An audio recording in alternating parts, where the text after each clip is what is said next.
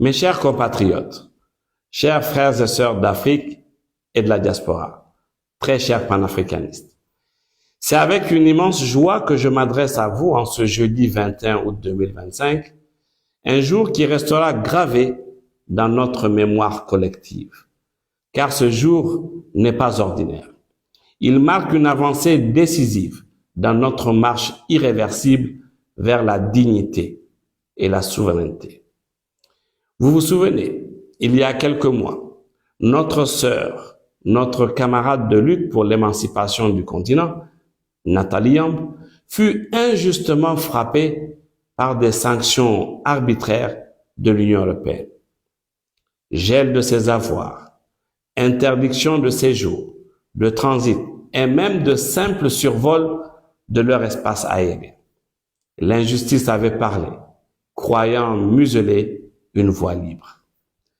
Mais aujourd'hui, l'Afrique répond. Oui, aujourd'hui, notre pays répond. Le Niger répond. Après Kémy Séba, c'est Nathalie Yamb qui reçoit non seulement un passeport diplomatique de la République du Niger, mais également le titre de conseillère spéciale du président de la République, chef de l'État, son Excellence, le général d'armée Abdrahmane Tchiani. C'est plus qu'un geste symbolique. C'est une réponse claire, courageuse, mais surtout digne. C'est un acte de justice, de solidarité qui inscrit le Niger dans la grande tradition panafricaine des nations debout. Et à ceux qui ne le savent pas, ou à ceux qui fronderont de l'ignorer pour manipuler l'opinion, permettez-moi de rappeler une vérité historique. Ce geste n'est pas nouveau. Il s'inscrit dans une longue tradition africaine et universelle de solidarité envers les combattants de la liberté. Notre compatriote, Djibo Bakary, figure de la lutte anticoloniale, avait bénéficié de 2 passeports diplomatiques pendant sa lutte. Un passeport diplomatique ghanéen, puis un passeport diplomatique guinéen. Frantz Fanon, le Martiniquais, grand penseur de la révolution africaine, utilisait un passeport libyen sous le nom de guerre Ibrahim Omar Fanon, délivré par le gouvernement libyen. Myriam Makeba, la voix de l'Afrique, déchue de sa nationalité sud-africaine pour avoir dénoncé l'apartheid, avait reçu des passeports diplomatiques de l'Algérie, de la Guinée et du Ghana. Ces documents étaient des gestes de solidarité pour sa protection. Ici même au Niger, le président Séni Kountché avait personnellement délivré un passeport diplomatique nigérien au leader de la résistance palestinienne, Yasser Arafat, mais également à d'autres combattants de la cause palestinienne. Nelson Mandela, alors prisonnier, avait bénéficié d'un passeport diplomatique égyptien grâce au président Gamal Abdel Nasser et ensuite, alors même qu'il était en prison, il avait reçu un passeport diplomatique envoyé par le capitaine Thomas Sankara. Oui, chers frères et sœurs, délivrer un passeport diplomatique à un combattant de la liberté, ce n'est pas un caprice, ce n'est pas un privilège.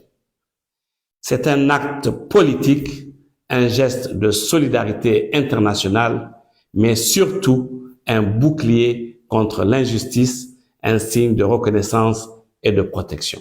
Voilà ce qu'accomplit aujourd'hui notre président, son Excellence le général d'armée Abdrahmane Tchiani. En posant cet acte, il proclame haut et fort que jamais il n'abandonnera nos combattants. Il protégera nos voix qui se battent avec honneur pour notre continent. Je veux donc exprimer ici ma gratitude profonde, ma reconnaissance la plus vibrante à son Excellence, le président de la République, chef de l'État, le général d'armée Abdrahmane Tchiani. Merci au président de la République, chef de l'État, qui a toujours, je dis bien qui a toujours répondu positivement à chacune de nos sollicitations pour apporter son soutien à nos camarades panafricanistes lorsqu'ils sont persécutés. Merci, camarade président, d'avoir décidé d'assumer cette continuité historique. Merci, Monsieur le Président, d'avoir rappelé au monde que le Niger est debout, que l'Afrique est debout. Merci d'avoir fait de notre capitale, Niamey, la nouvelle capitale du panafricanisme, le cœur battant d'une Afrique fière et souveraine. Je tiens également à exprimer ma gratitude envers les membres du Conseil national pour la sauvegarde de la patrie, ainsi qu'au Premier ministre pour leur disponibilité. Chers frères et sœurs, chers panafricanistes, ce geste n'est pas seulement pour Nathalie Yamb. Ce geste est pour nous tous, pour chaque Africain qui ose rêver d'une Afrique libre. Oui, pour chaque Africain qui ose rêver d'une Afrique libre. Pour chaque fils, pour chaque fille du continent qui croit que la dignité et la vraie indépendance sont possibles. Aujourd'hui, grâce à cet acte, nous savons que la flamme panafricaniste brûle plus que jamais. Oui, brûle plus que jamais. Vive le Niger, vive la Confédération des États du Sahel, vive l'Afrique libre et souveraine. Force et honneur à tous les Africains et Afro-descendants qui se battent jour et nuit pour la dignité et la liberté de notre continent. L'Afrique libre ou la mort, nous vaincrons. Je vous remercie.